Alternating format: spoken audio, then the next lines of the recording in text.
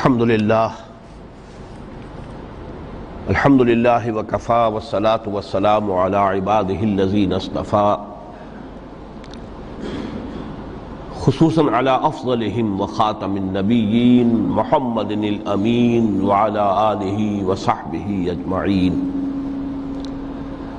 اما بعد فقد قال اللہ تبارک وتعالی کما ورد فی سورۃ آل عمران: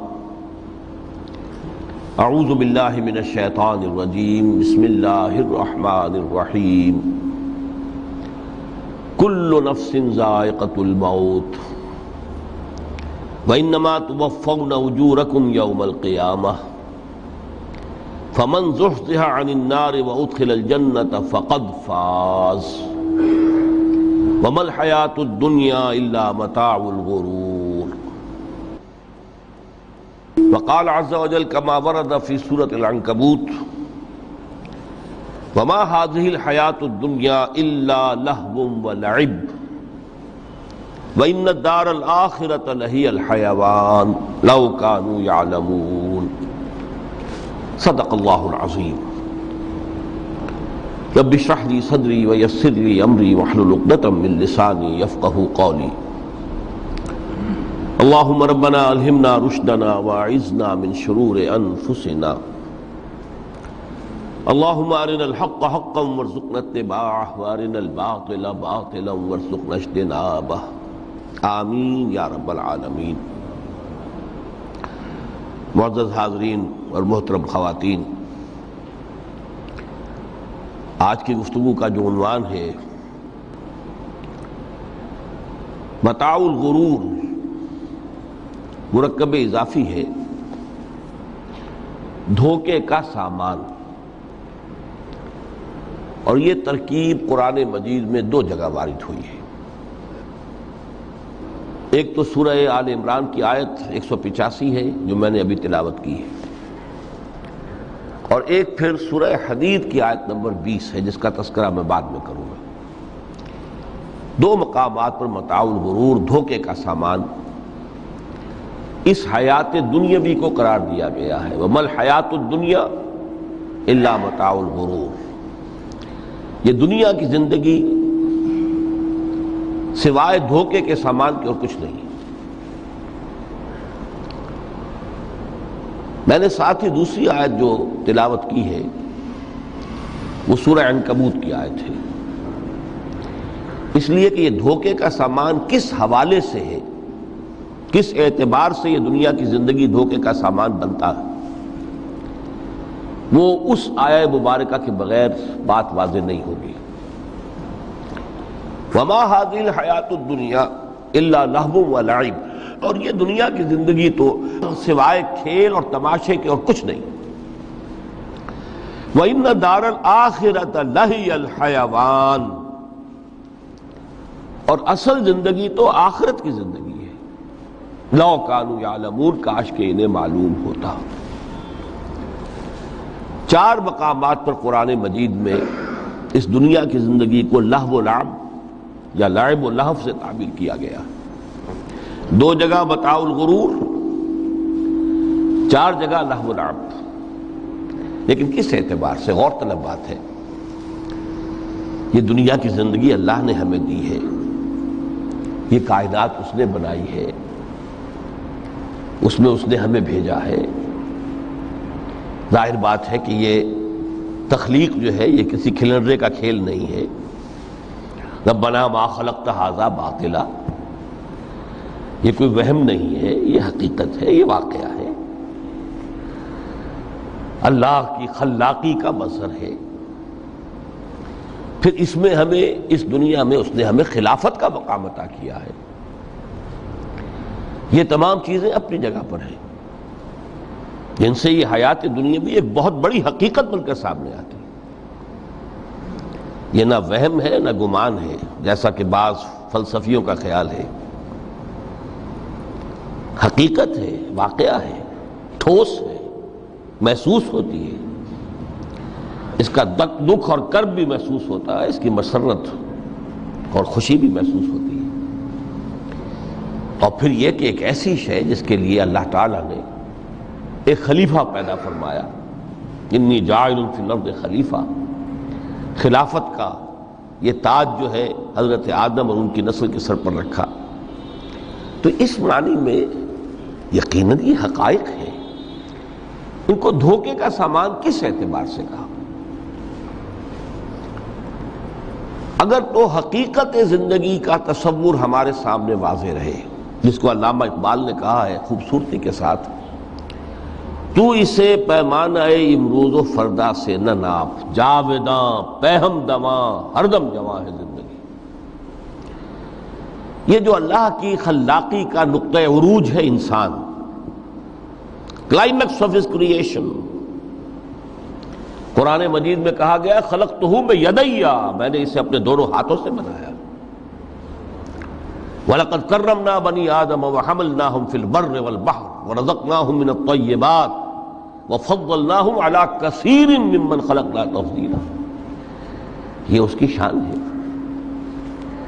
جس کے بارے میں دو جگہ فرمایا فَإِذَا سَوَّيْتُهُ وَنَفَخْتُ فِيهِ مِن رُوحِي،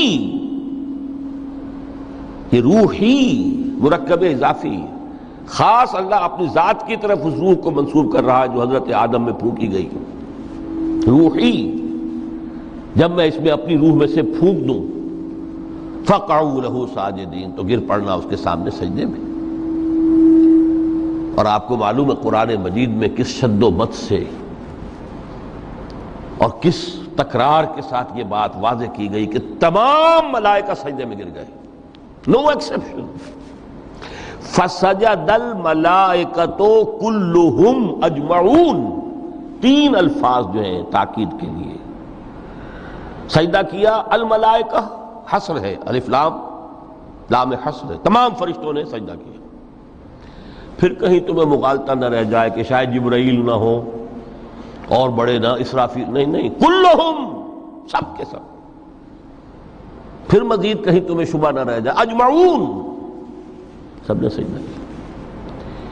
وہ انسان جو ہے اس کی زندگی یہ 30 35 40 50 60 70 80 برس نہیں ہے، اس کی زندگی بہت طویل ہے، بہت طویل ہے۔ میں آج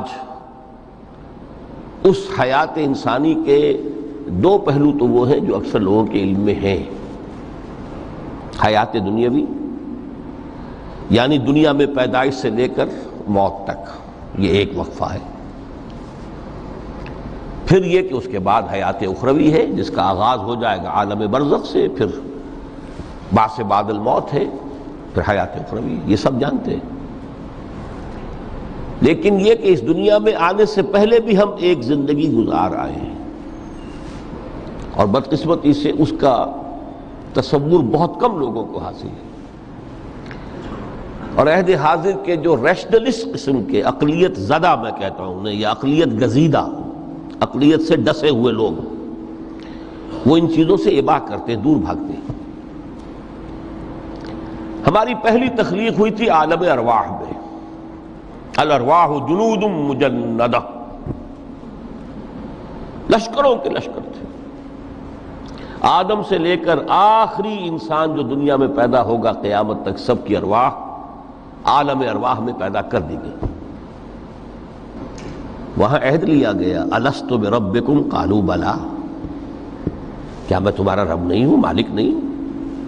ہم سب نے عہد کیا تھا، کیوں نہیں؟ شہیدنا، ہم گواہ ہیں، یہ عہد الست۔ اور ظاہر بات ہے کہ عہد جو ہوتا ہے جب تک انسان کو اپنی ذات کا شعور نہ ہو، خود شعوری نہ ہو، آپ دنیا میں معاہدہ کرتے ہیں تو کہتے ہیں کہ بقائمی ہوش و حواس میں یہ عہد کر رہا ہوں، معاہدہ کر رہا ہوں، تو ظاہر بات ہے کہ اس وقت ہم تھے اور ہوش و حواس کے ساتھ تھے، خود شعوری کے ساتھ تھے، لیکن صرف ارواح تھی، جسد نہیں تھے۔ اور یہی ہے وہ مقام جس کے بارے میں حضور نے سے جب پوچھا گیا کہ متى وجبت لک النبوۃ یا رسول اللہ، اللہ کے رسول آپ کو نبوت کب ملی؟ تو آپ نے فرمایا والآدم بین الماء والطین، ابھی آدم کا حیولہ جو ہے ابھی گارا گوندھ ہی رہا تھا، پانی اور گارے کے درمیان ہی تھے آدم، کہ میں اس وقت بھی نبی تھا۔ عالم خلق کا ابھی آغاز نہیں ہوا، ابھی عالم ارواح میں بھی جو تمام ارواح ہیں وہ اپنی امتیازی شان کے ساتھ ہیں۔ روح محمدی صلی اللہ علیہ وسلم، جس سے اگر نور محمدی کہیں تو غلط نہیں ہے، اس لیے کہ ارواح کا جو مادہ تخلیق ہے وہ نور ہے، جیسے فرشتوں کا مادہ تخلیق نور ہے۔ مسلم شریف میں حضرت عائشہ صدیقہ رضی اللہ تعالی عنہ سے روایت موجود ہے، اللہ نے فرشتوں کو نور سے پیدا کیا۔ روح، فرشتے روح ہیں، ارواح ہیں، روح القدس، روح الامین، اور ارواح انسانیہ بھی روح ہے، یہ سب ان کا مادہ تخلیق نور ہے۔ اس وقت ہم پیدا کیے گئے، صرف ارواح کی شکل میں ہم سے عہد لیا گیا اور پھر سلا دیا گیا۔ یہ پہلی موت تھی جو ہم پر وارد ہوئی ہے اس دنیا میں آنے سے پہلے، اس لیے کہ سورہ مومن کی ایک آیت میں فرمایا گیا ہے کہ جہنم میں لوگ جو ہیں فریاد کریں گے، ربنا امتنا اثنتین واحییتنا اثنتین فاعترفنا بذنوبنا فهل الى خروج من سبیل۔ اے اللہ تو نے ہمیں 2 مرتبہ مارا، 2 مرتبہ زندہ کیا، تو اب 1 مرتبہ اور صحیح، کہ یہاں سے نکلنے کا بھی کوئی راستہ ہے کہ نہیں؟ اتنے مراحل سے تو ہمیں لے کر آیا ہے، ایک مرحلہ اور سی۔ تو یہ 2 موتیں کون سی ہیں؟ پہلی موت وہ تھی جب ارواح کو موت کی نیند سلا دیا گیا۔ پھر عالم خلق، جسے آج سائنٹسٹ کہتے ہیں، جس کا نقطۂ آغاز ہے بگ بینگ، عالم ارواح اس سے پہلے کی شے ہے، اس تک سائنس نہیں پہنچ سکتی، وہ سائنس سے ماورا ہے۔ لیکن جہاں سے سائنس شروع ہوتی ہے وہ عالم خلق کا آغاز ہے، بگ بینگ سے۔ وہ پھر مختلف مراحل، تنزل کے مراحل بھی آئے، ارتقاء کا مرحلہ بھی آیا، تفصیل میں جانے کا موقع نہیں ہے۔ بہت سے تنزلات کے مراحل اور بہت سے ارتقاء کے مراحل طے کر کے آدم تیار ہوا ہے۔ حضرت بیدل نے رحمت اللہ علیہ بہت خوبصورت شعر کہا ہے، ہر 2 عالم خاک شد تا بست نقش آدمی، اے بہار نیستی از قدر خود ہوشیار باش۔ یہ پوری جو بھی کائنات کا جو سلسلہ شروع ہوا، بگ بینگ، اور بہت بڑے بڑے جو ناری کرے تھے جن کی کہ حرارت کا جب تذکرہ کرتے ہیں سائنسدان تو trillions and trillions of foreign height, یہ ان کی اس وقت اس کی جو حرارت کا عالم تھا۔ لیکن پھر وہ ٹھنڈے ہوئے، کچھ اس میں سے کچھ، پھر خاک کی تہ جو ہے زمین کے اس کرے پر آئی، ہر 2 عالم خاک شد۔ یہاں سے اب آدم کا حیولہ تیار ہوا، تا بست نقش آدمی۔ اس کے بعد ارتقائی مراحل ہیں، اور پھر آدم کی وہ روح جو کولڈ سٹوریج میں تھی، جب وہ لا کر پھونکی گئی ہے، جسد آدم جو ہے وہ مسجود نہیں تھا، مسجود تو تب بنا ہے جبکہ اس میں روح آدم وہ لا کر پھونک دی گئی۔ فَإِذَا سَوَّيْتُهُ وَنَفَخْتُ فِيهِ مِن رُوحِي فَقَعُوا لَهُ سَاجِدِينَ۔ یہاں سے حیات دنیاوی کا آغاز ہو گیا۔ پھر وہ سلسلہ تناسل ہے، آدم اور حوا کی نسل میں سے ہر بچہ 4 ماہ کے بعد جب اس کا ایک حیولہ رحم مادر میں تیار ہو جاتا ہے، حدیث ہے متفق علیہ عبداللہ ابن مسعود سے رضی اللہ تعالی عنہ، اور جس کے اندر آغاز میں وہ کہتے ہیں کہ حضور نے ہمیں یہ بتایا، وَهُوَ الصَّادِقُ الْمَصْدُوقُ، دیکھنا تم کہیں شک میں نہ پڑ جانا، محمد کون ہے؟ الصادق المصدوق، جو سچے ہیں، جن کی سچائی کی اللہ گواہی دیتا ہے، کہ رحم مادر میں 40 دن تم نطفے کی شکل میں ہوتے ہو، پھر 40 دن علقہ کی شکل میں ہوتے ہو، پھر 40 دن تو مضغہ کی شکل میں ہوتے ہو، پھر اللہ تعالیٰ فرشتے کو بھیجتا ہے جو اس میں روح پھونکتا ہے۔ وہی عمل جو آدم کے جسد حیولہ کے ساتھ ہوا تھا، ہر ابن آدم اور بنت آدم کے لیے وہی عمل ہے کہ جو رحم مادر میں 4 مہینے کے بعد دہرایا جاتا ہے۔ یہاں سے حیات دنیاوی شروع ہوئی، پھر موت، یہ دوسری موت ہے۔ اب پہلی موت تو وہ تھی، لیکن دوسری موت یہاں سیپریشن ہو جائے گی۔ جو زمین سے آیا تھا تخلیقی مادہ، وہ جسم میں زمین میں گیا، گل سڑ کر ختم ہوا۔ جو وہاں سے روح آئی تھی وہ اس زمینی وجود کا جو لب لباب ہے، جان نفس، اس کو لے کر اپنے ساتھ، اور وہ جائے گی عالم بالا کو۔ پھر یہ ایک وقفہ ہے، پھر بعث بعد الموت ہے۔ تو احیاء بھی دو ہو گئے، ایک مرتبہ پہلی موت کے بعد زندہ کیا اس عالم میں، آنکھ کھلی اس عالم میں ہماری، یہ پہلا احیاء تھا۔ کیف تکفرون باللہ وکنتم امواتا فاحیاکم ثم یمیتکم ثم یحییکم ثم الیہ ترجعون۔ دوسرا احیاء وہ ہوگا قیامت کے دن، بعث بعد الموت، اور پھر اس کے بعد وہ زندگی ابدی زندگی ہے، ہمیشہ کی۔ یہ تصور سامنے رکھیے۔ تو یہ جو تھوڑا سا وقفہ، یہ تو زندگی بہت طویل ہے، تو اسے پیمانہ امروز و فردا سے نہ ناپ، جاویداں پہم دماں ہر دم جواں ہے زندگی۔ اس میں یہ وقفہ جو ہے، خلق الموت والحیات لیبلوکم ایکم احسن عملا، یہ اس جسد کے ساتھ اس روح کا اتصال، اور یہ 30 40 50 60 70 80 100 برس کی عمر، یہ ایک وقفہ ہے، یہ امتحانی وقفہ ہے، تمہیں جانچا جا رہا ہے، پرکھا جا رہا ہے۔ ایکم احسن عملا، اس کو بھی اقبال نے اسی نظم میں خوب بیان کیا ہے کہ قلزم ہستی سے تو ابھرا ہے مانند حباب، اس نیا خانے میں تیرا امتحان ہے زندگی۔ اب اگر تو دو چیزیں انسان پر واضح رہیں، اور نہ صرف واضح رہیں، مستحضر رہیں۔ واضح تو ہو جاتی ہے ایک چیز، پھر آدمی بھول جاتا ہے، تو کوئی فائدہ نہیں دیتا اس کے۔ مستحضر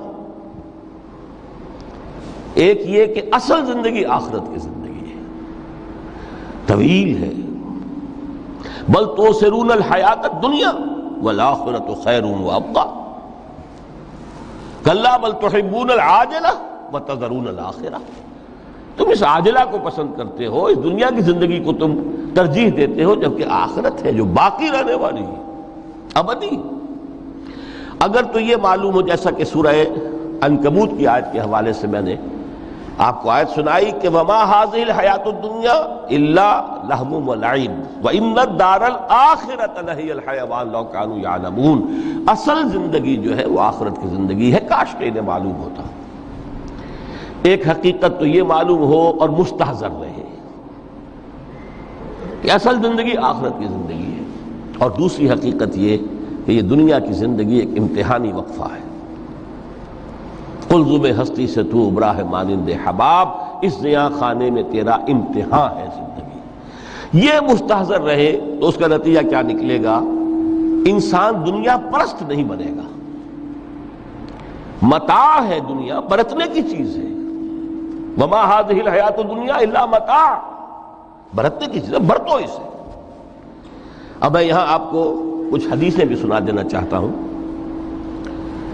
ایک حدیث میں حضور نے عجیب نقشہ کھینچا ہے، مالی ولی دنیا، لوگوں مجھے تمہاری اس دنیا سے کیا سروکار، انما مثلی کراکب استظل تحت شجرۃ ثم راح فترکھا، میری مثال تو اس سوار کسی ہے جو تھوڑی دیر کے لیے کسی درخت کے سائے میں سستانے کے لیے رک جاتا ہے۔ وہ اس درخت کو اپنی منزل نہیں سمجھتا، اپنا گھر نہیں سمجھتا، تھوڑی دیر کا سستانا ہے، پھر وہ اس درخت کو خیر بات کہتا ہے، اپنا راستہ لیتا ہے، اپنی منزل کی طرف رواں ہو جاتا ہے۔ بس اتنا تعلق، منزل یاد رہے۔ چنانچہ ایک دوسری بڑی پیاری حدیث ہے، بہت مختصر بھی ہے، انما الدنیا خلقت لکم وانتم خلقتم للآخرہ، دیکھو یہ دنیا تمہارے لیے بنائی گئی ہے۔ خلق لکم ما فی السماوات و ما فی الارض، قرآن مجید کہتا ہے۔ اس لیے میں نے کہا تھا خلافت ہمیں دینی تھی تو سب کچھ ہمارے لیے بنایا گیا نا، یہ محفل سجائی گئی ہے ہمارے لیے، یہ سب ہمارے لیے بنایا گیا ہے، پورے عالم کو مسخر کیا گیا ہمارے لیے۔ سخر لکم، سورج بھی چاند بھی ہر چیز تمہارے لیے مسخر کی گئی ہے۔ انما الدنیا خلقت لکم وانتم خلقتم للآخرہ، لیکن تمہاری تخلیق ہوئی ہے، تمہیں بنایا گیا ہے، تمہیں پیدا کیا آخرت کے لیے۔ یہ منزل یاد رہے۔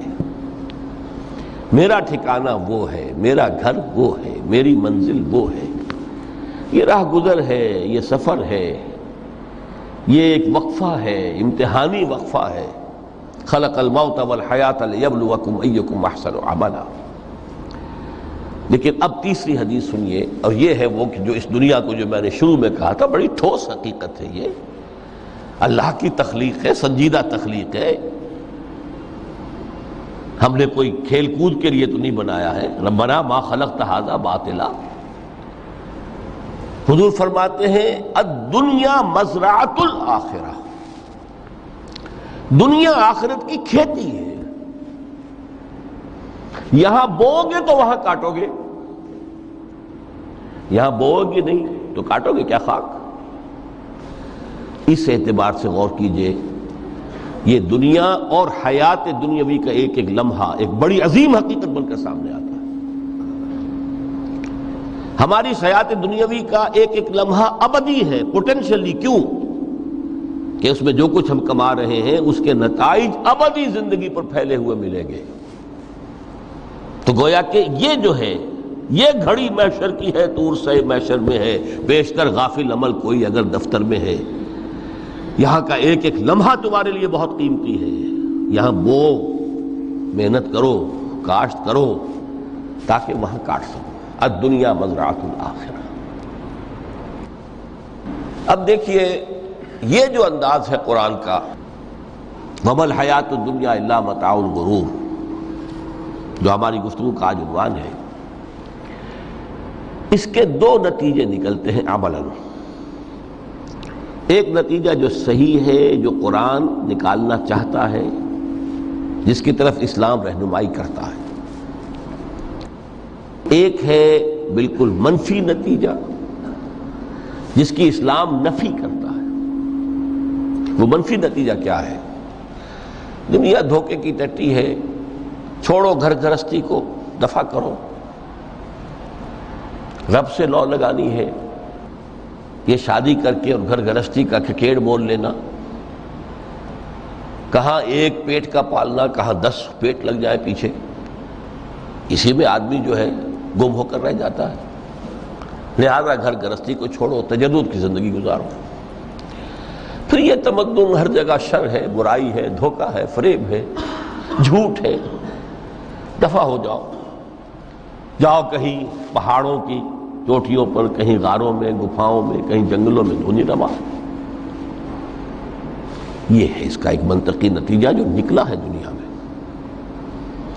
اور تقریباً تمام مذاہب عالم میں نکلا ہے۔ رہبانیت، جس کی جس شد و بد کے ساتھ نفی کی ہے محمد الرسول اللہ صلی اللہ علیہ وسلم، لا رہبانیت فی الاسلام، اسلام میں کوئی رہبانیت نہیں، نفی ہے، مکمل نفی، لا رہبانیت فی الاسلام۔ فرمایا کہ النکاح من سنتی، یہ میری سنت ہے، میرا طریقہ ہے، گھر گھرستی کی زندگی اختیار کرنا یہ میری سنت ہے۔ 3 صحابہ پر کچھ اسی طرح کا غلبہ ہو گیا تھا۔ صحابہ میں ہر طرح کے لوگ تھے، ان میں وہ لوگ بھی تھے کہ جو بڑے ریشنلسٹ تھے، عقل کے حوالے سے بات سمجھنے والے۔ حضرت عمر کو ہم کہہ سکتے ہیں کہ سر خیل تھے ان کی، رضی اللہ تعالیٰ عنہ۔ کچھ درویش منش لوگ بھی تھے، کچھ پر یہ تقویٰ کا اور درویشی کا بہت زیادہ غلبہ ہو گیا تھا، مغلوب الحال ہم انہیں کہہ سکتے ہیں۔ حضرت عبداللہ ابن عمرو بن العاص رضی اللہ تعالیٰ عنہما، ایک عجیب سائملٹینیس کنٹراسٹ ہے باپ اور بیٹے میں۔ عمرو بن العاص بہت بڑے سیاستدان، مدبر، عرب نے چوٹی کے جو 3 سیاستدان پیدا کیے ان میں سے ایک عمرو بن العاص ہے، واریر، کانکرر، سیاستدان۔ لیکن عبداللہ ابن عمرو بن العاص بالکل درویش، روزانہ روزہ ساری رات کھڑے ہیں، نہ بیوی سے کوئی سروکار، نہ کسی سے کوئی سروکار۔ حضور کو اطلاع ملی،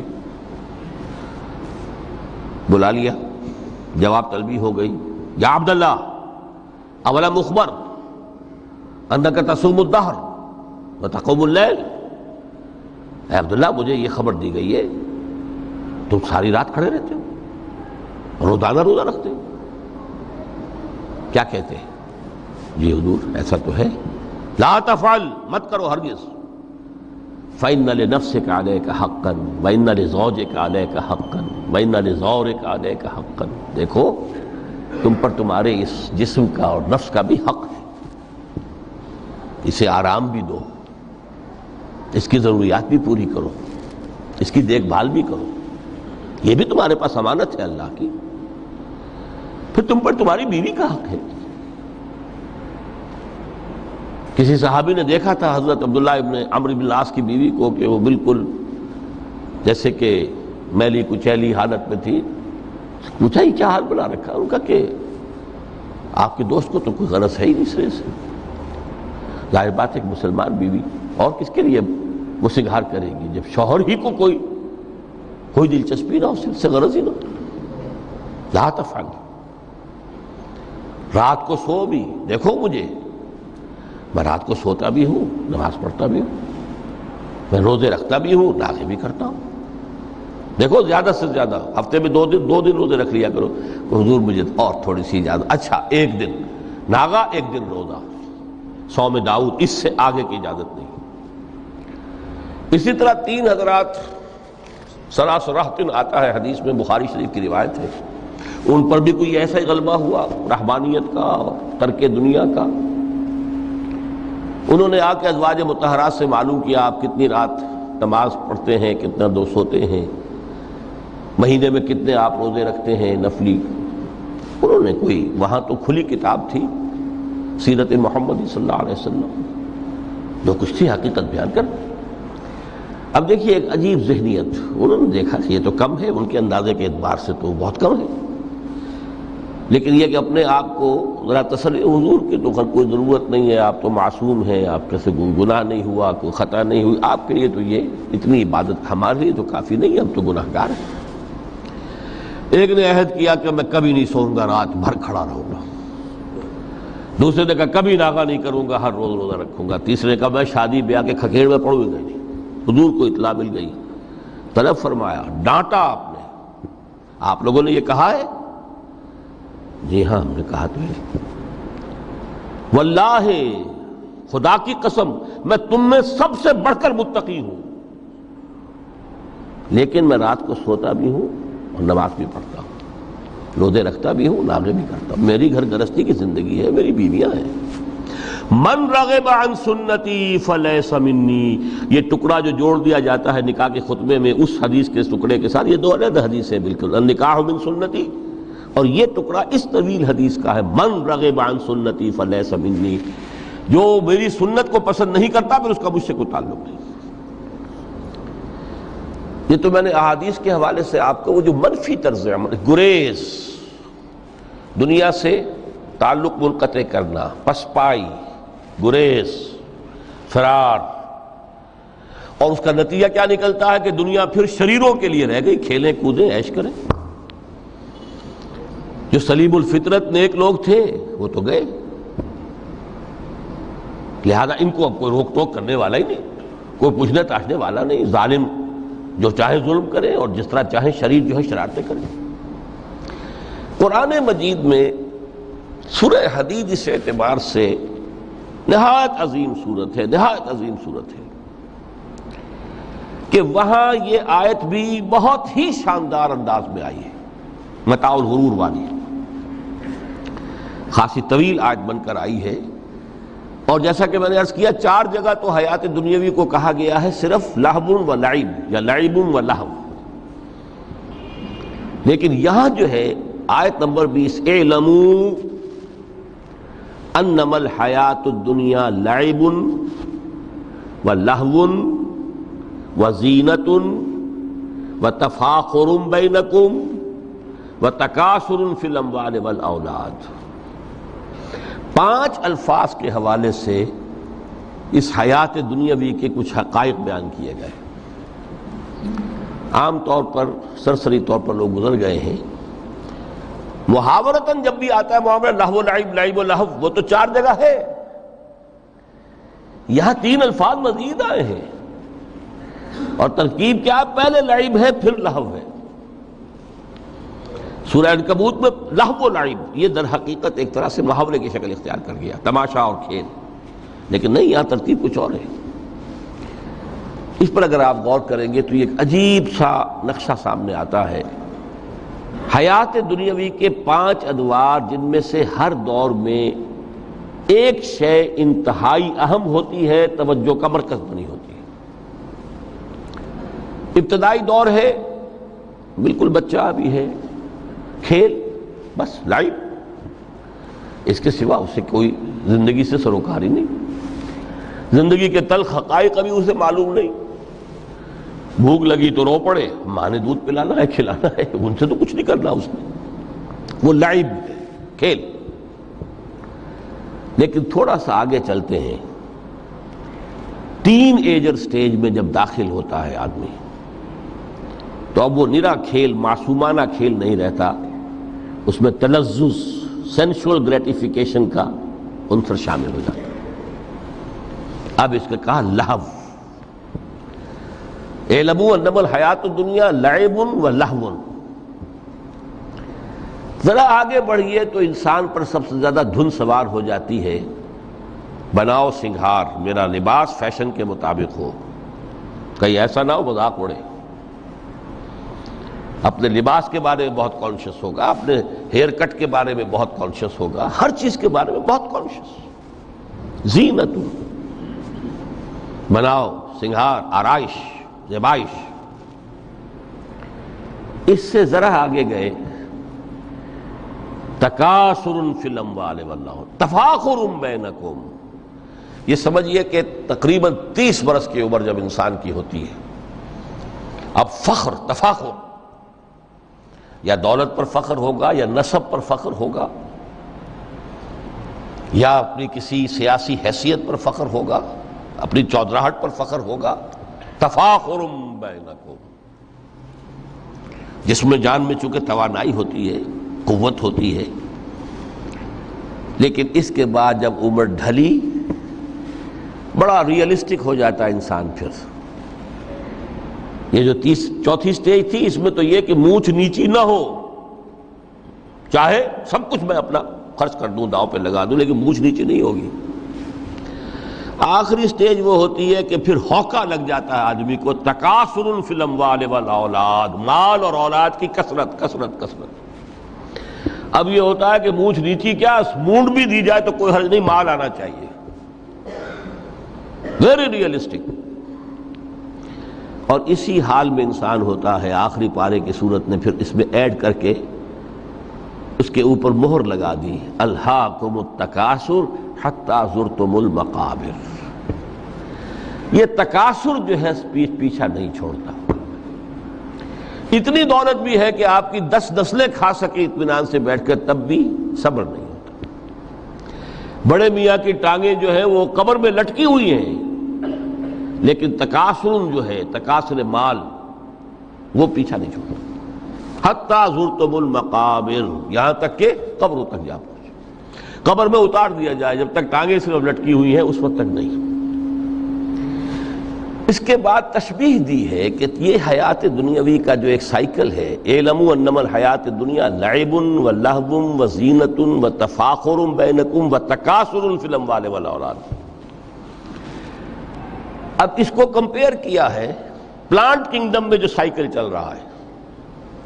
یہ ہمارا سائیکل ہے 60-70 برس کا، بچہ پیدا ہوا، خوشیاں منائی گئیں، پھر وہ لڑکپن سے، پھر ٹین ایجر سٹیج سے، پھر جوانی ہے، پھر ادھیڑ عمر ہے، اور پھر بڑھاپا ہے، اور پھر قبر میں اتارا جانا ہے۔ لیکن یہ کہ پلانٹ کنگڈم میں سائیکل چلتی ہے، کمثل غیث اعجب الکفار نباتہ ثم یہیج فتراہ مصفرا ثم یکون حطاما۔ یہ 4 سٹیج ہیں۔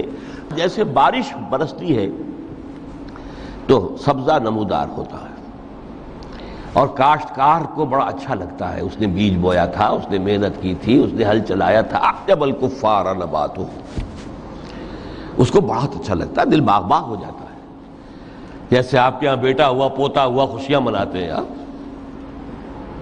کمثل غیث اعجب الکفار نباتہ ثم یہیج، پھر وہ فصل اپنی پوری قوت کو پہنچتی، فصل لہرا رہی ہے، فتراہ مصفرا، پھر وہ زرد ہو جاتی ہے، وہ ہریاول اب ختم ہوئی، اب فصل پک گئی ہے، اب وہ زردی پر آ گئی ہے، ثم یکون حطاما، پھر وقت آتا ہے اگر وہ خضرو گھاس ہے تو پھر وہ چورا چورا ہو کر پھر وہ مٹی میں مل جاتی ہے، اور اگر فصل ہے تو کھیتی کٹ گئی، اس کے بعد کیا رہ گیا وہاں، وہ چورا ہی رہ جاتا ہے باقی۔ یہ لائف کا سائیکل چل رہا ہے، 3 مہینے کا ہو، 4 مہینے کا ہو، یہ ہے پلانٹ کنگڈم کا، وہ ہے سائیکل انسانی زندگی کا۔ اب فرمائی ٹیپ کی بات جو ہے، وَفِي الْآخِرَةِ عَذَابٌ شَدِيدٌ وَمَغْفِرَةٌ مِّنَ اللَّهِ وَرِضْوَانٌ۔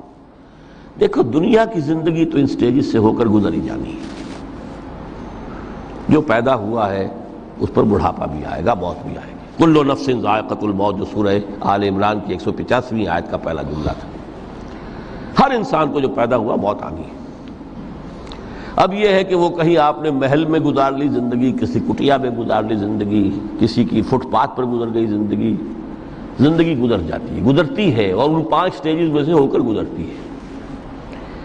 آپ گندی گلیوں میں بچوں کو کھیلتے ہوئے دیکھتے ہیں، وہ بھی کھیل رہے ہوتے ہیں، نالیوں کے پانی کے اندر کھیل رہے ہوتے ہیں، ان کا بھی کھیل ہے، گندے جوہڑ میں کھیل رہے ہوتے ہیں، وہ تو ہے زندگی کی وہ سٹیج جو ہے کھیل کی ہے۔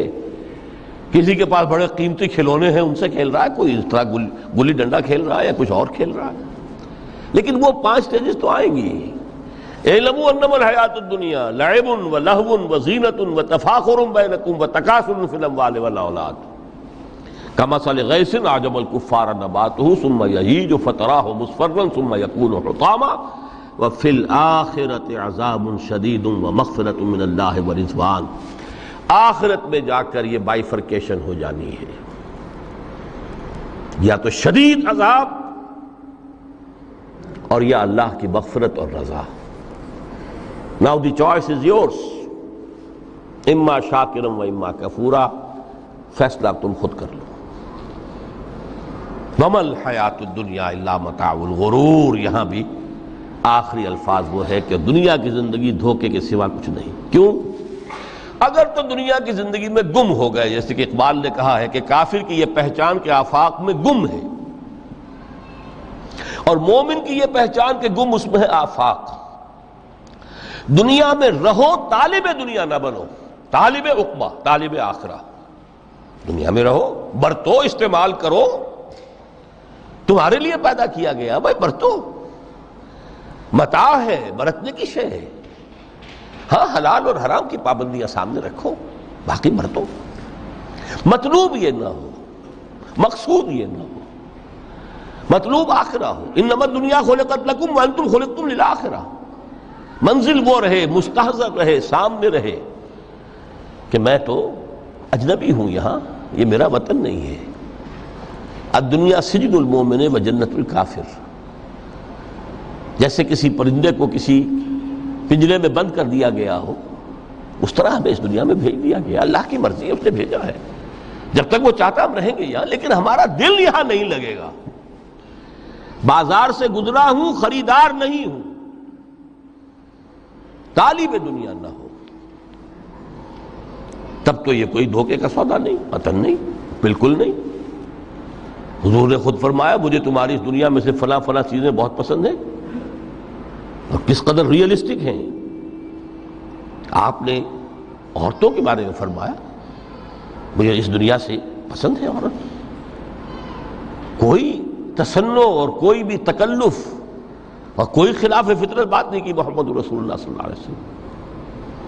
آنکھوں کی ٹھنڈک میری نماز میں ہے، مجھے خوشبو پسند ہے، عورت کی طرف بھی آپ کا رجحان تھا۔ قرآن مجید میں آتا ہے نا، اے نبی اب کوئی اور نکاح آپ نہیں کریں گے، وَلَوْ أَعْجَبَتْكَ حُسْنُهُنَّ، چاہے ان کا حسن جو ہے وہ آپ کو اچھا لگے، اب اجازت نہیں ہے مزید، بس فل سٹاپ، جتنے نکاح ہو چکے ہو چکے۔ تو یہ دنیا کو حضور نے صلی اللہ علیہ وسلم دنیا پر سوار رہو، دنیا کو اپنے اوپر سوار نہ ہونے دو، بس بات صرف یہ ہے۔ کافر کی یہ پہچان کہ آفاق میں گم ہے، سورہ کہف کا ایک مرکزی مضمون ہے. پہلے رکوع میں بات آتی ہے اِنَّا جَعَلْنَا مَا عَلَى الْأَرْضِ زِینَةً لَهَا لِنَبْلُوَهُمْ أَيُّهُمْ أَحْسَنُ عَمَلًا. ہم نے اس دنیا پر جو کچھ ہے، یہ اسکائی اسکریپرز بن گئے ہمارے زمانے میں، اور یہ شاندار بلڈنگز ہیں، اور یہ کچھ ہے، ہم نے زینت اور زیبائش اور آرائش بنا دیا ہے تاکہ آزمائیں. انہی کے حسن کے شکار ہو جاتے ہو اور ان کے پرستار بن کر رہ جاتے ہو. رخ روشن کے آگے شمع رکھ کر وہ یہ کہتے ہیں، ادھر جاتا ہے دیکھیں یا ادھر پروانہ آتا ہے. پھر بھی اللہ ہی کے عاشق بنے رہو، اللہ ہی سے محبت کرو تو کامیاب ہو گئے. دنیا کو برتو.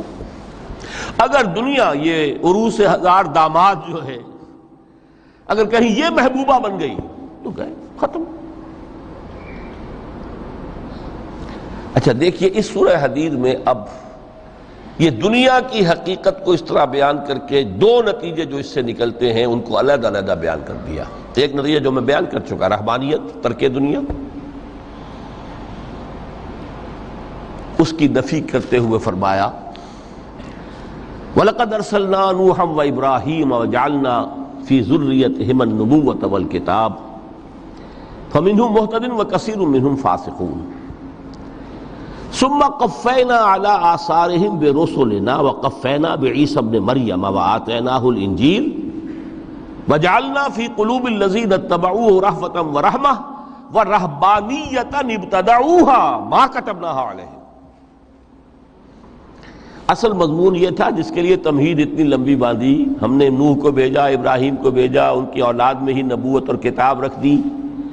پھر ان کے نقش قدم پر ہم نے اٹھایا عیسیٰ ابن مریم کو، انہیں انجیل دی. اور جو لوگ ان پر ایمان لائے ان کے دلوں میں رحمت اور رافت کے جذبات پیدا کر دیے، انسانی ہمدردی. حضرت عیسیٰ کا جو اپنا مزاج تھا، ظاہر بات ہے کہ آپ کے حواریین اور آپ پر ایمان لانے والوں میں اسی کا ایک عکس پیدا ہونا تھا. لہذا وہ ایک خاص کیفیت، لیکن فرمایا ایک شے کو انہوں نے بدعت کے طور پر ایجاد کر لیا، وَرَهْبَانِيَّةً ابْتَدَعُوهَا مَا كَتَبْنَاهَا عَلَيْهِمْ. رہبانیت کی انہوں نے بدعت ایجاد کر لی، یہ انہوں نے کی ہے، ہم نے یہ ان پر فرض نہیں کی تھی. یہ ہے وہ منفی نتیجہ. گریز، خانقاہوں میں جا کر بیٹھ جاؤ، موناسٹسزم، تجرد کی زندگی گزارو. نتیجہ اس کا کیا نکلتا ہے کہ بظاہر راہب اور راہبائیں رہ رہی ہیں اور رہ رہے ہیں، اور اندر جو حرام کاری کے بازار چل رہے ہیں، اور تہخانوں کے اندر حرامی بچوں کی قبروں کے قبرستان بنے. ہسٹری آف کرسچین موناسٹسزم پر کتابیں پڑھ لیجئے، خود انہوں نے اپنے سارے جو ہیں بخیے ادھیڑ کر خود رکھ دیے. یہ رہبانیت، یہ اسلام کا راستہ نہیں ہے. احادیث کے حوالے سے میں آپ کے سامنے پہلے بیان کر چکا ہوں. میں بعد میں تھوڑا سا عرض کروں گا کہ ہمارے ہاں بھی یہ رسم کیوں آئی اور کیسے آئی. الحمدللہ اس درجے میں نہیں آئی جس درجے میں کہ کرسچینٹی میں آئی ہے، الحمدللہ ثم الحمدللہ، لیکن کسی درجے میں اگر آئی ہے تو کیوں آئی ہے یہ میں بعد میں عرض کروں گا. لیکن اس کا مل حیات الدنیا الا متاع الغرور کا دوسرا نتیجہ کیا ہے؟ پہلا نتیجہ تھا گریز کا، پسپائی کا، فرار کا، معاشرے سے نکل بھاگنے کا، تاکہ معاشرے میں اشرار کھل کھیلیں، جو چاہیں کریں. ایک راستہ یہ ہے، ترک دنیا کے معنی ہیں ترک لذات دنیاوی، آسائشوں کو ترک کرنا. سختیاں جھیلنا کس لیے؟ تاکہ دنیا سے ظلم کا خاتمہ ہو،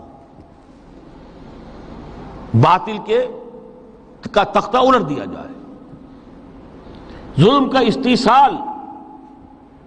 ظاہر بات ہے ظالم آسانی سے ظلم نہیں چھوڑے گا. ایکسپلائٹر وعظ و نصیحت سے اپنے ایکسپلائٹیشن سے باز نہیں آئے گا. شاذ ہوتے ہیں اس طبقے کے اندر بھی، یقیناً کچھ سلیم الفطرت لوگ ہوتے ہیں، جیسے طبقہ اشرافیہ سے تھے حضرت ابو بکر رضی اللہ تعالیٰ عنہ، سلیم الفطرت انسان تھے. وہ کوئی غلاموں کے طبقے سے تو نہیں تھے، کوئی فقراء کے مساکین کے طبقے میں سے نہیں تھے، اونچے طبقے میں سے تھے. عشرہ مبشرہ اکثر و بیشتر اس طبقے سے تھے.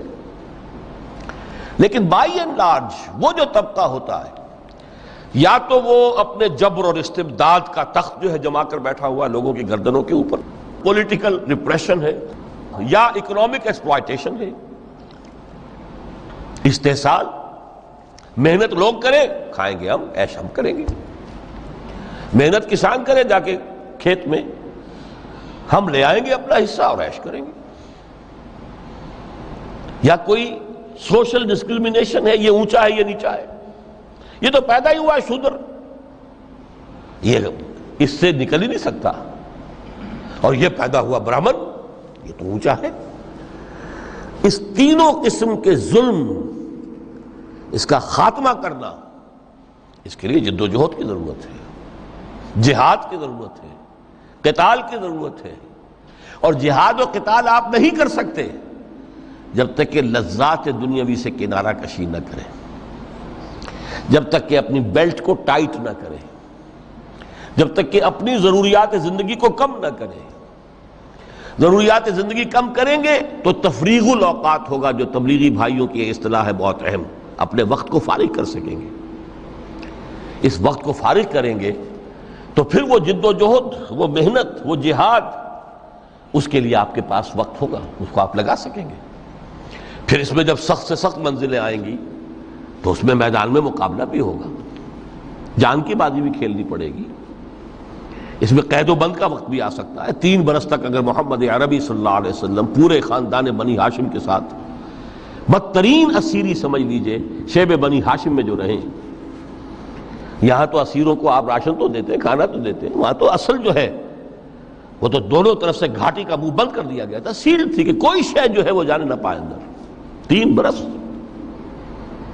جس میں کہ وہ وقت بھی آیا ہے کہ سوکھے ہوئے چمڑے ابال ابال کر اس کا پانی جو ہے بلکتے ہوئے بچے، پھول جیسے بچے بنی ہاشم، ان کے حلق میں ٹپکایا گیا ہے، اور کچھ نہیں۔ کچھ تھے لوگ، حکیم بن حزام جیسے رضی اللہ تعالی عنہ، بعد میں ایمان بھی لے آئے۔ حضرت خدیجہ رضی اللہ تعالی عنہ کے چونکہ وہ قریبی رشتہ دار تھے، وہ پہاڑ کو کراس کر کے چوٹی پر سے اتر کر کچھ کبھی کبھی کھانے پینے کی چیز پہنچا دیتے تھے۔ یہ سارے مراحل آئیں گے۔ یہ جو ہے یہ مثبت ہے۔ ترک دنیا وہ نہیں۔ ترک دنیا سے مراد دنیا کی لذتوں سے، دنیا کی آسائشوں سے، ان سے آدمی اپنے آپ کو پیچھے ہٹائے، ان کو چھوڑے، ان کو ترک کرے، تاکہ اپنا وقت، اپنا مال، اپنی صلاحیتیں صرف کر سکے۔ کس کام کے لیے؟ اب اس کے لیے دیکھیے آیت نمبر 25 ہے یہ سورہ حدید کی۔ لَقَدْ أَرْسَلْنَا رُسُلَنَا بِالْبَيِّنَاتِ، ہم نے اپنے رسولوں کو بھیجا واضح چیزوں کے ساتھ۔ بینہ وہ شے جو از خود ظاہر ہو۔ آفتاب آمد، دلیل آفتاب۔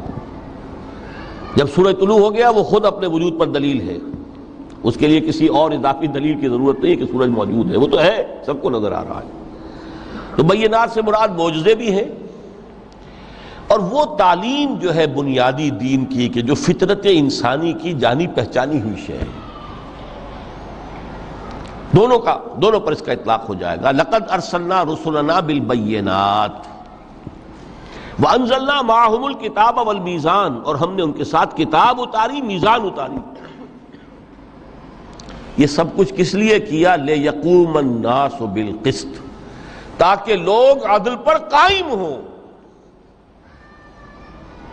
یہ ہے سول آبجیکٹو۔ یہ نہیں بس ہماری کتاب پڑھ لیا کرے، ختم قرآن ہو گیا، اللہ اللہ دعا مانگ لی، چھٹی۔ قائم کرو اس کو، وہ میزان عدل نصب کرو، ہر ایک کو وہی تل کر ملے جو اس کا حق ہے، اور ہر ایک سے وہ لیا جائے کہ جو اس کے ذمہ واجب ہے۔ اگر یہ نہیں تو بابا پھر سب کہانیاں ہیں، شریعت اور دین اور نماز اور روزہ اور حج، کوئی حیثیت ان کی نہیں۔ اچھی طرح سن لیجئے میری بات۔ قرآن مجید میں کہلوایا گیا حضور سے، قل یا اہل الکتاب لستم علی شیء حتی تقیموا التوراۃ والانجیل وما انزل الیکم من ربکم۔ اے نبی ان سے کہہ دیجئے، کتاب والو تمہاری کوئی حیثیت ہی نہیں، ہماری نگاہوں میں تمہارا کوئی مقام ہی نہیں، جب تک کہ تم قائم نہیں کرتے تورات کو اور انجیل کو اور جو کچھ کہ نازل کیا گیا تمہاری طرف تمہارے رب کی طرف سے. قائم کرو، پھر آؤ ہم سے بات کرو، ہم سے دعا کرو، ورنہ دفع ہو جاؤ. Nothing doing. We don't care for you. لستم على شيء حتى تقيموا التوراة والإنجيل وما أنزل إليكم من ربكم. اب قانون خداوندی تو بدلتا نہیں ہے، نہ فرام پرسن ٹو پرسن، نہ فرام نیشن ٹو نیشن، نہ فرام امہ ٹو امہ، اٹل ہے. وَلَن تَجِدَ لِسُنَّتِ اللَّهِ تَبْدِيلًا وَلَن تَجِدَ لِسُنَّتِ اللَّهِ تَحْوِيلًا. سنت اللہ تو ایک ہے. اب اس آیت کو ذرا پڑھیے. قُلْ يَا أَهْلَ الْقُرْآنِ لَسْتُمْ عَلَىٰ شَيْءٍ حَتَّىٰ تُقِيمُوا الْقُرْآنَ وَمَا أُنزِلَ إِلَيْكُم مِّن رَّبِّكُم. کہہ دو اے محمد کہ اے قرآن والو، تمہاری کوئی حیثیت نہیں ہے ہمارے سامنے جب تک کہ تم قرآن کو قائم نہیں کرو. پڑھ لو اور اس کے قرات کے مقابلے منعقد کرا لو اور سونے کے تاروں سے اسے لکھ لو اور اس کو جو چاہو کر لو، کوئی حیثیت نہیں. قائم کرو اس قرآن کو، اس کے نظام کو، اس کے قانون کو، جو حضرت ابوبکر نے فرمایا تھا. پہلا خطبہ جو دیا ہے آپ نے بیعت خلافت کے بعد، تم میں ہر قوی میرے نزدیک ضعیف ہوگا جب تک کہ اس سے حق وصول نہ کر لوں، اور ہر ضعیف قوی ہوگا جب تک کہ اسے اس کا حق دلا نہ دوں. سورہ شورى میں حضور سے کہلوایا گیا قل وَأُمِرْتُ لِأَعْدِلَ بَيْنَكُمْ، مجھے یہ حکم ہوا ہے کہ میں تمہارے مابین عدل قائم کروں. میں واعظ بن کر نہیں آیا، میں بدھ مت کے بھکشو بنانے کے لیے نہیں آیا تمہیں. ہاں، انقلابی عمل میں ایک مرحلہ آتا ہے، بدھ مت کے بھکشو بننا پڑتا ہے کچھ عرصے کے لیے، تیاری کا مرحلہ، وہ میں ابھی بعد میں ذرا بیان کر دوں گا. لیکن مستقل نہیں ہے یہ بدھ مت کے بھکشو. یہ بدماش جس طرح چاہیں کھل کھیلیں، ظالم جس طرح چاہیں لوگوں پر ظلم کرتے رہیں، تشدد اور جبر کا جس طرح سے چاہے معاملہ کریں، استحصالی نظام جس طرح ہوتا ہے چلتا رہے. شاہ ولی اللہ دہلوی رحمۃ اللہ علیہ کے الفاظ میں، انسانوں کی عظیم اکثریت ڈھور ڈنگر بن جائے، صبح سے لے کے شام تک کمر توڑ دینے والی مشقت کے بعد بمشکل 2 وقت کی روٹی ملتی ہو، اس کا کبھی خیال اسے اللہ کا آئے گا؟ کبھی اللہ سے لو لگا سکے گا؟ دنیا نے تیری یاد سے بیگانہ کر دیا تو اس سے بھی دل فریب ہے غم روزگار کے. اس لیے حضور نے فرمایا کاد الفقر ان یکون کفرا، یہ فقر جو ہے یہ تو انسان کو کفر تک پہنچا دیتا ہے. عدل قائم کرو.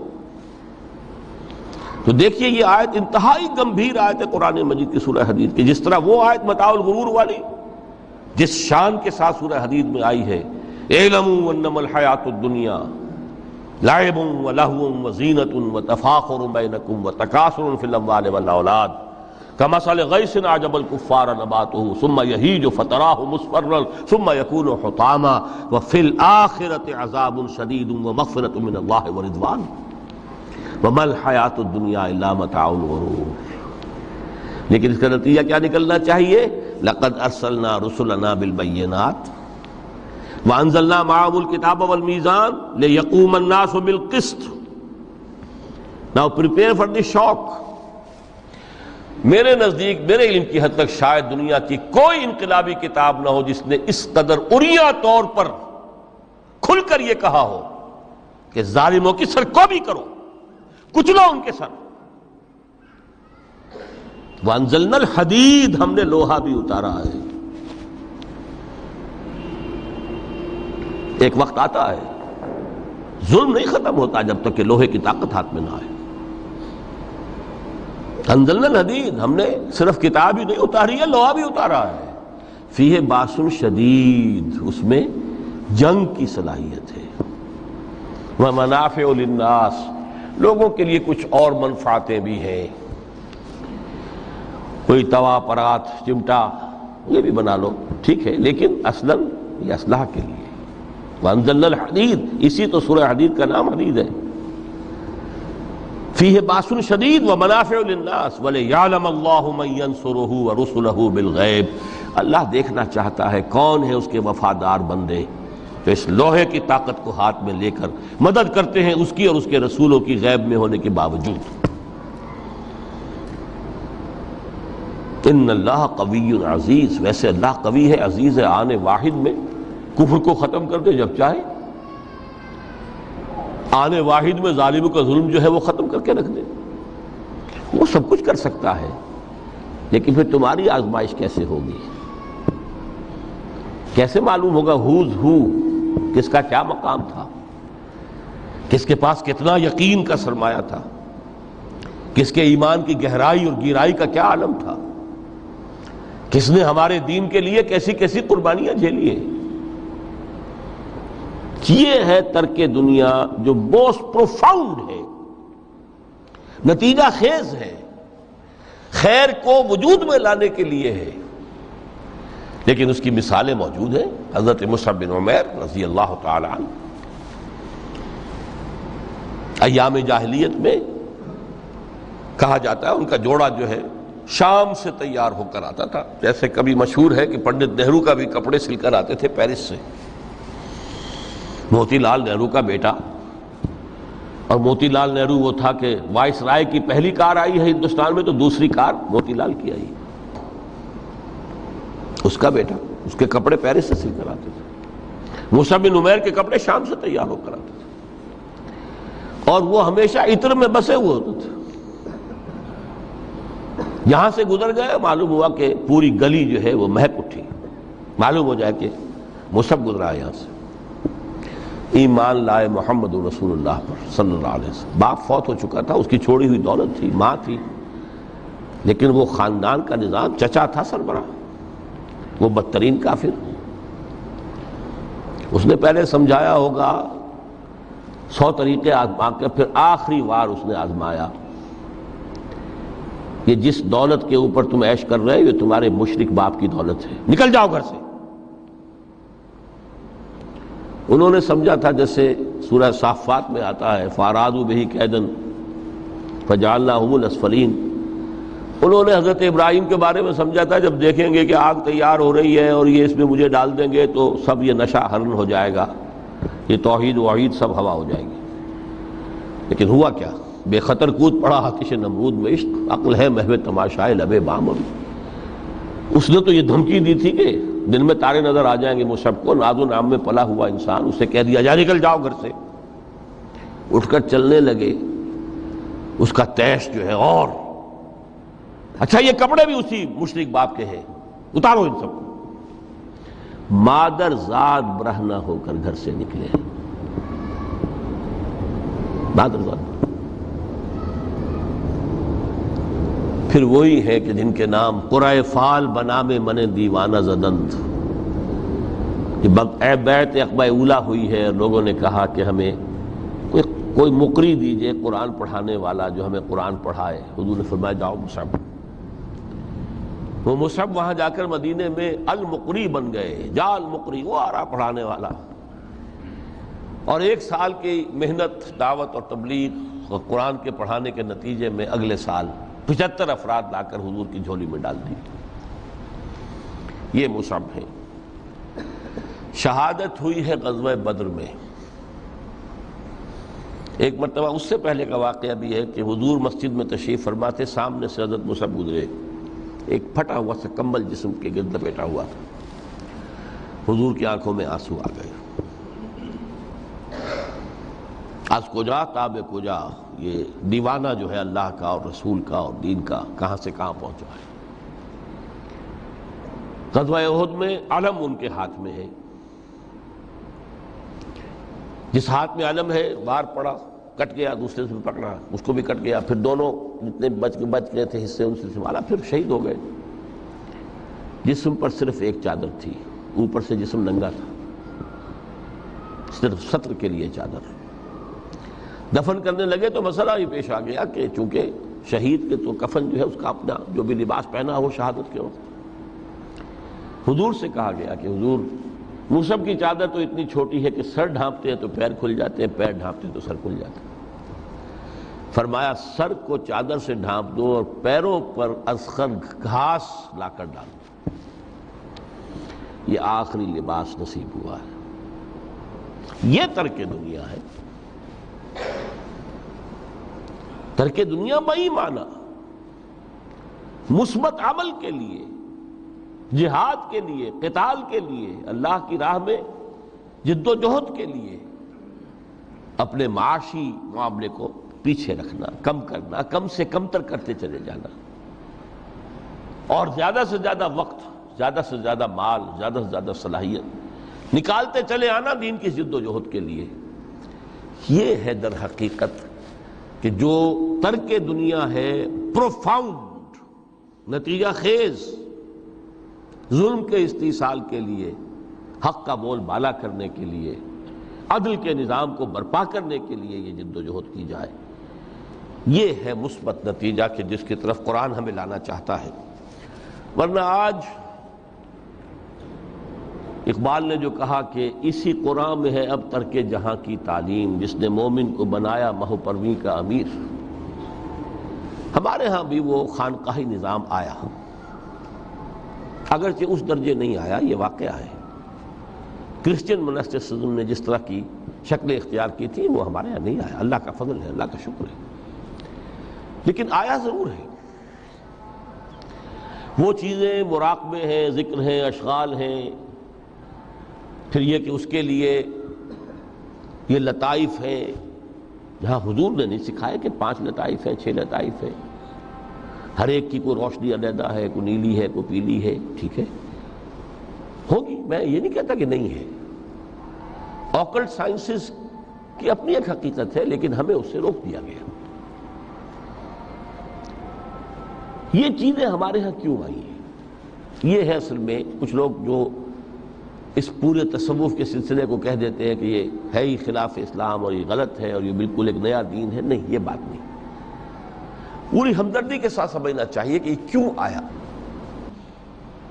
دیکھیے، اصل جو سلوک محمدی تھا صلی اللہ علیہ وسلم، جو تصوف محمدی تھا، وہ تو یہ تھا: جہاد، دعوت، جہاد، دین کا غلبہ، تن من دھن لگا دو. اسی میں ترک دنیا بھی آ گیا. اس لیے فرمایا لا رہبانیت فی الاسلام الا جہاد فی سبیل اللہ. اسلام کی رہبانیت یہی جہاد فی سبیل اللہ ہے. آخر لذتیں چھوڑنی پڑتی ہیں نا، گھروں کی آسائشیں چھوڑیں گے تبھی تو جائیں گے، میدان میں آئیں گے. اس حوالے سے جب خلافت راشدہ کا نظام ختم ہوا اور اب ایک ملوکیت کے دور کا آغاز ہو گیا، 3-4 اٹمپٹس ہوئی ہیں اس کو ٹھیک کرنے کی. حضرت حسین ابن علی رضی اللہ تعالیٰ عنہ میدان میں آئے، شہید ہو گئے، دنیاوی اعتبار سے ناکام ہو گئے. عبداللہ ابن زبیر آئے رضی اللہ تعالیٰ عنہ، کچھ تھوڑی سی کامیابی ہوئی، سسٹین نہیں کر سکے، وہ بھی شہید کر دیے گئے. پھر حضرت زید آئے، پھر نفس زکیہ آئے، کوئی کوشش کامیاب نہیں ہوئی. اس نتیجے پر پہنچ گئے کہ یہ تو اب جو حکومت کی چھت ہے یہ تو ہے، اس کو تو اب ہم نہیں ہٹا سکتے. جب حکومت کو چھت کو نہیں ہٹا سکتے تو اب جہاد اور قتال کا راستہ تو بند ہو گیا. ہے تو مسلمان نا، کلمہ گو ہے، چاہے خود فاسق و فاجر بھی ہوں، لیکن نافذ تو شریعت کے احکام کر رہے ہیں. اس حوالے سے ہاتھ بندھ گئے. اس وقت پھر یہ ہے کہ جو تزکیہ نفس کے لیے یہ طریقے اختیار کیے گئے، شارٹ آف جہاد فی سبیل اللہ، شارٹ آف قتال فی سبیل اللہ. یوں سمجھیے کہ اگر کوئی درخت جو ہے یہاں پر آپ اس کو اگائیں تو چھت تک تو وہ جائے گا، لیکن چھت کے اوپر چھت کو پھاڑ تو نہیں سکتا نا، وہ پھر مڑ جائے گا. یہ ڈیفلیکشن ہوئی ہے ہمارے ہاں، جس سے کہ یہ خانقاہی نظام وجود میں آیا. کچھ خیر تو لوگوں کو سکھاتے رہو، کچھ تزکیہ نفس کی تعلیم تو دیتے رہو، اور ان میں پھر یہ ہے کہ مشرق اور مغرب سے آنے والے نظریات اور طریقے جو ہیں وہ بھی شامل ہو گئے. ہندوستانی جو تصوف کے مختلف یہاں پر معاملات تھے، اور ادھر سے یونانی اور نیو پلیٹونک وہ نظریات آ گئے. لیکن آج کا دور جو ہے وہ سمجھ لیجئے 2 اعتبارات سے بہت مختلف ہو چکا ہے. اب پھر ضرورت ہے سلوک محمدی کی صلی اللہ علیہ وسلم. کیوں؟ اگرچہ حکومت مسلمانوں کی ہے لیکن اسلامی قانون نافذ نہیں ہے. اس وقت یہ تھا کہ حکومت مسلمانوں کی تھی، اگرچہ وہ اس معنی میں آئیڈیل اسلامی حکومت نہیں تھی کہ امرہم شورا بینہم، مسلمانوں نے منتخب کیا ہوتا، نہیں، وہ ایک موروثی نظام چل پڑا، ایک قبیلے کی عصبیت جو ہے وہ اس کی پشت پناہ بن گئی، ایک نظام چل رہا ہے، لیکن قانون اسلام کا نافذ تھا. قاضی تھے، مفتی تھے، فیصلے وہی ہو رہے تھے. آج یہ کہ اگرچہ حکومت مسلمانوں کی ہے، قانون جو ہے قرآن کا نافذ نہیں ہے. اور نمبر 2، آج انسان کا جو سوشل کانشسنس ہے، اجتماعی شعور، وہ ترقی کر کے اس سطح تک پہنچ چکا ہے کہ ہر شہری کو حق حاصل ہے کہ نظام کو بدلنے کی کوشش کرے. پہلے یہ ہوتا تھا کہ آپ نظام کی اصلاح کرنے کے لیے کھڑے ہوئے تو سمجھتے تھے کہ یہ حکومت کو ختم کرنا چاہتے ہیں، یہ باغی ہے. حضرت حسین کو باغی کہا گیا رضی اللہ تعالی عنہ. اب باغی جو ہے واجب القتل ہے، اسی لیے تو آخر کلمہ گو تھے وہ جنہوں نے شہید کیا حضرت حسین کو رضی اللہ تعالیٰ عنہ. اس وقت تک یہ کانسیپٹ تھا ہی نہیں کہ اسٹیٹ علیحدہ شے ہے، گورنمنٹ علیحدہ شے ہے. We are against the government, not against the state. آج تصور جو ہے بالکل کلیئر کٹ ہو گیا ہے. ہم وفادار ہیں ریاست پاکستان کے، حکومت پاکستان کے نہیں. حکومت پاکستان کو بدلنا ہمارا حق ہے، اور اس بدلنے کے 2 طریقے ہیں. یا ایک انتخابات کا ذریعہ ہے یا پھر ایجیٹیشن کا ذریعہ ہے، بشرطے کہ ایجیٹیشن پیسفل ہو، توڑ پھوڑ نہ ہو، کسی کی جان اور مال اور پراپرٹی کو کوئی نقصان نہ پہنچایا جائے، خود مرنے کو تیار ہو جائے، گولیاں چلیں، جیلوں میں جائیں، ایجیٹیٹ کریں. اگر جیلیں بھر جائیں گی، اگر گولیاں مار مار کر جو ہے فوج ایک وقت میں آ کر کہہ دے گی، جیسے کہ بھٹو کے زمانے میں کہہ دیا تھا، جبکہ اس نے کہا تھا کہ میری کرسی بہت مضبوط ہے، لیکن جب بریگیڈیئر محمد اشرف گوندل ہی ٹک دی لیڈ، پھر 3 اور آگے بریگیڈیئر ان کے ساتھ مل گئے. We are going to shoot no more, go and have a political settlement. اپنی قوم کے اوپر کہاں تک ہم گولیاں برسائیں گے؟ Who are they? They are our kith and kin. We are not an occupation army. Jallianwala Bagh میں اگر 5000 مر گئے یا جتنے بھی مرے تھے، جنرل ڈائر کو کائے کا دکھ؟ وہ ہندو تھے یا مسلمان تھے یا سکھ تھے؟ ہندوستانی تھے. لیکن یہاں تو جن کو ہم مار رہے ہیں وہ کون ہیں؟ پاکستانی ہے. ہو سکتا ہے جو گولی چلا رہا ہے اسی کا کوئی بھانجا بھتیجا جو ہے اس موب کے اندر موجود ہے سامنے. یہ راستے دونوں اس وقت کھلے ہوئے ہیں. الیکشن کا پروسیس جو بھی لوگ سمجھتے ہیں کہ اس کے ذریعے سے یا سمجھتے رہے ہیں، آج تو میں سمجھتا ہوں کہ وقت آ چکا ہے کہ تقریباً اس پر کنسنسس ہو چکا ہے کہ الیکشن کے ذریعے سے نظام نہیں بدل سکتا. چہرے بدل جائیں گے، ہاتھ بدل جائیں گے، اس لیے کہ جو بھی پولیٹیکو سوشو اکنامک سسٹم ہے، بہتر سے بہتر الیکشن بھی ہوگا تو وہی ریفلیکٹ کرے گا. جاگیردار ہے تو 80% جاگیردار ہی بیٹھے ہوں گے آپ کی نیشنل اسمبلی میں، تو وہ زمینداری اور جاگیرداری جو ہے اس کو ختم ہونے دیں گے. ایجیٹیشن کا راستہ ہے، لیکن یہ کہ وہ ایجیٹیشن کرنے کے لیے پہلے میدان میں وہ لوگ آئیں جو اپنی ذات پر اپنے گھر میں دین نافذ کر چکے ہوں، اپنی معاش کو پاک کر چکے ہوں، اپنی معاشرت کو درست کر چکے ہوں. یہ 2 کام اگر نہیں کیے تو بہتر ہے گھر میں بیٹھے رہیں، باہر نہ نکلے، دین کا نام نہ لیں، وہ دین کو بدنام کریں گے. یہ مرحلہ طے کر لیں اور پھر ایک بنیان مرصوص بن کر نہیں عن المنکر بالید. جب تک طاقت کافی نہیں ہے اس وقت تک دعوت ہے، تبلیغ ہے، خوش آمد ہے. وَلْتَكُن مِّنكُمْ أُمَّةٌ يَدْعُونَ إِلَى الْخَيْرِ وَيَأْمُرُونَ بِالْمَعْرُوفِ وَيَنْهَوْنَ عَنِ الْمُنكَرِ وَأُولَٰئِكَ هُمُ الْمُفْلِحُونَ. یہ سب زبان سے ہوگا، ہاتھ سے نہیں. جب طاقت کافی ہوگی تو اب ہاتھ سے ہو. اب ہم یہ کام نہیں چلنے دیں گے، اب یہ بینک نہیں چلیں گے، گھیراؤ کریں گے، نہیں چلنے دیں گے.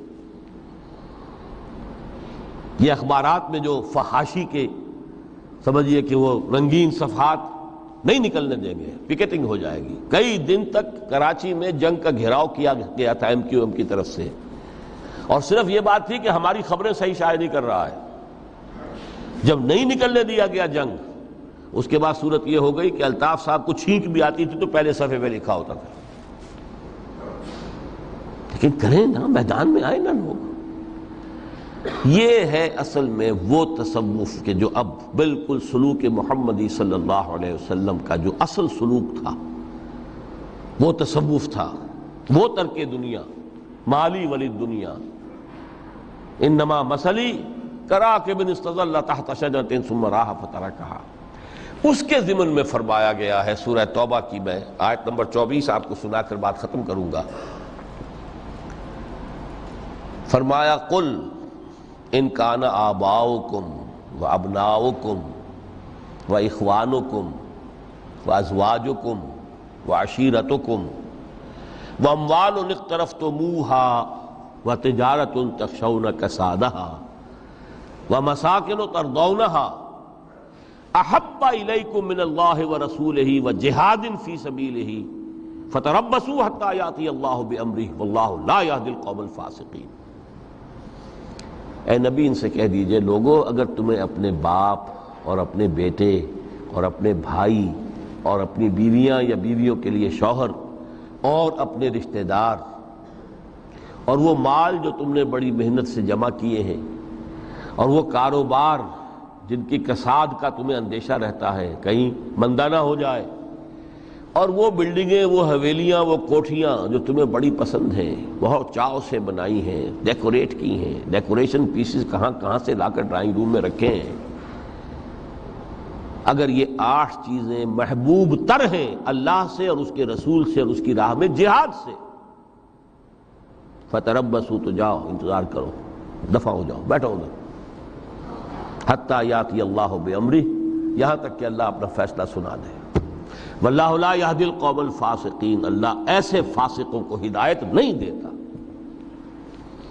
یہ ہے ترک دنیا۔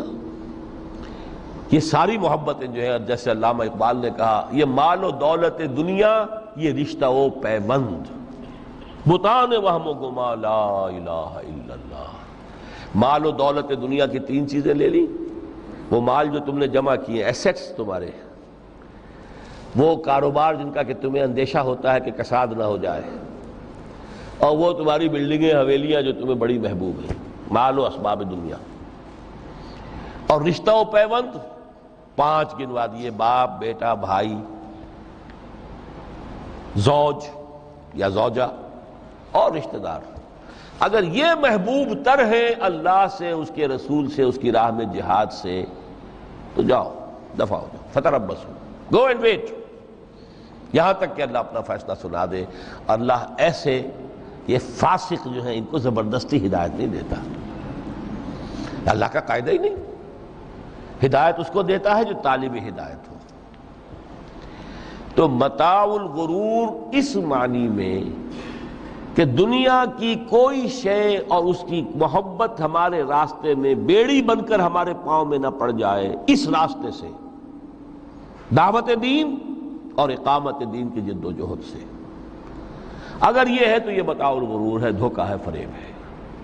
اگر یہ نہیں ہے، اس راستے پر آپ چل رہے ہیں، تو دنیا برتنے کی چیز ہے، استعمال کرو۔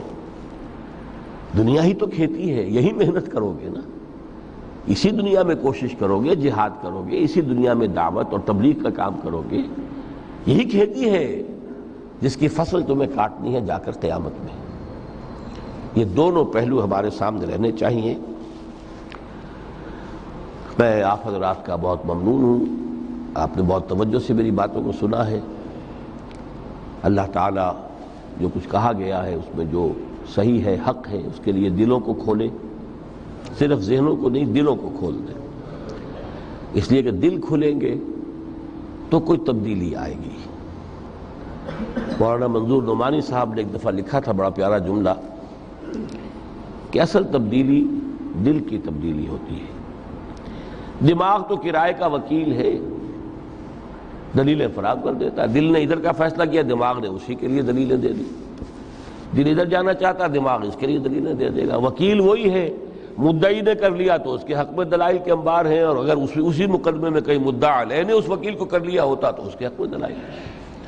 تو اللہ تعالیٰ دلوں کو کھولے اور اس متاع الغرور کے پھندوں سے ہمیں نکل کر اصل محبت اللہ سے اور اس کی راہ میں جہاد سے، اور اصل مطلوب و مقصود زندگی آخرت کی، اس کی ہمیں توفیق عطا فرمائے۔ اقول قولی ھذا واستغفر اللہ لی ولکم ولسائر المسلمین والمسلمات۔